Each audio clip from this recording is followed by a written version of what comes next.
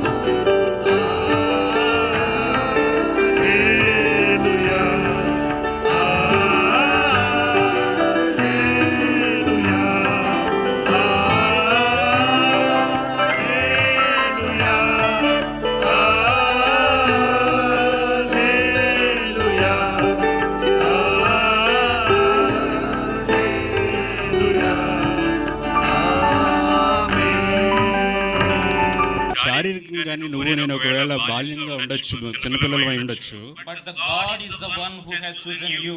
ஆனால் கர்த்தர் தான் உன்னை தெரிந்து கொண்டிருக்கிறார். అయితే దేవుడు మాత్రం నిన్ను నన్ను కూడా ఏర్పరచుకున్నాడు. How God helped the prophet Jeremiah is the same God even we have today to stand for the name of the Lord. ஆகையால் எரேமியாவுக்கு தீர்க்கதரிசனிக்கு உதவின அதே கர்த்தர் தான் உனக்கும் எனக்கும் உதவுகின்ற நாளிலே இருக்கிறார். ఇర్మియా ఏ దేవుడినైతే ఎరిగి ఉన్నాడో, ఏ దేవుడైతే ఇర్మియాని ఏర్పరచుకున్నాడో అదే దేవుడు ఈ రోజు నిన్ను నన్ను కూడా ఏర్పరచుకున్నాడు. That's the reason we encourage all our children to read the scriptures and to follow the scriptures. ஆகையால் அது நிமித்தமாக தான் நம் பிள்ளைகள் அனைவரையும் கூட நீங்கள் வேத வசனங்களை வாசியுங்கள் என்று உற்சாகப்படுத்துகிறோம். అందుకనే ప్రియులారా ఈ రోజు మనం కూడా మన పిల్లల్ని మరి దేవుని యొక్క వాక్యాన్ని ఎక్కువగా ధ్యానించడానికి మనం వారిని ప్రోత్సహించాలి.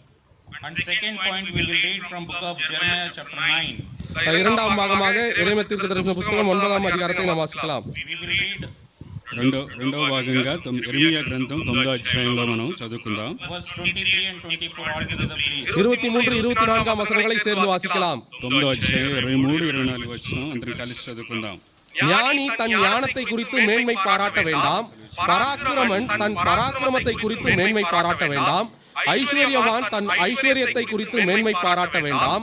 மேன்மை பாராட்டுகிறவன் பூமியிலே கிருபையையும் நியாயத்தையும் நீதியையும் செய்கிற கர்த்தர் நான் என்று என்னை அறிந்து உணர்ந்திருக்கிறதை குறித்தே மேன்மை பாராட்ட கடவன் என்று கர்த்தர் சொல்லுகிறார். இவைகளின் மேல் பிரியமாய் இருக்கிறேன் என்று கர்த்தர் சொல்லுகிறார்.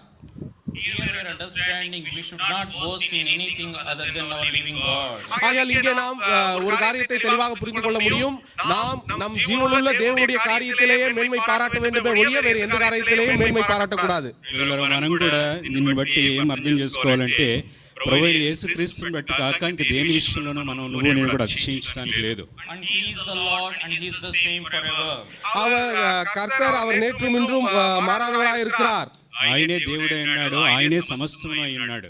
So we have to examine our life on what things we are boasting about ourselves. ஆகையால் நம்முடைய வாழ்க்கையை நாம் பரிசோதித்து அறிய கடவோம். ஏனென்றால் நம் வாழ்க்கையிலே நாம் எதை குறித்து மேன்மை பாராட்டுகிறவர்களா இருக்கிறோம் என்று. కాబట్టి మనందరం కూడా పరీక్షించుకోవాలి, మనం మరి సరి చేసుకోవడానికి ఎక్కడైతే మనం ఇంకా ఈ లోక సంబంధమైన వాటిలో మనం అతిశయిస్తున్నామో